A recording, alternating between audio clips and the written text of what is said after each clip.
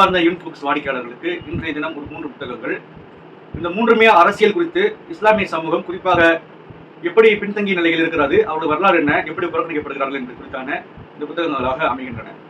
முதலாவது புத்தகம் இந்திய மோரி அவர்கள் எழுதிய தன்னுடைய ஆய்வு கட்டுரை நூல். சுதந்திரத்துக்கு முன்பு வரையிலுமான முஸ்லிம்களினுடைய அரசியல் குறித்தும் அப்பொழுது இருந்த இயக்கங்களினுடைய நிலைப்பாடுகள் குறித்தும் அன்று இருந்த விடுதலை போராட்ட காலகட்டத்தில் அவங்களுடைய பங்களிப்புகளை குறித்தும் இந்த புத்தகங்கள் பேசுகிறது. மிகப்பெரிய ஒரு ஆய்வு கட்டுரை நூல் தான். ஆனால் வரலாற்றினை அறியக்கூடிய அரசியல் வரலாற்றினை அறியக்கூடிய நபர்களுக்கு இந்த புத்தகம் மிகவும் பயனுள்ளதாக இருக்கும். இரண்டாவது புத்தகம் தமிழக முஸ்லிம்களின் அரசியல் வரலாறு. நபிக் அஹமது எழுதிய புத்தகம் முஸ்லிம்களுடைய தமிழகத்தை குறித்தான அரசியல் பார்வை காயிதும் லக் மற்றும் தெஹ்ரான் பாக்கவி வரையிலுமான அரசியல் தலைவர்கள் குறித்தான புத்தகமாக இது இருக்கிறது. மூன்றாவது ஒரு புத்தகம் ஆட்சியிலும் அதிகாரத்திலும் இடமில்லை புத்தகம்.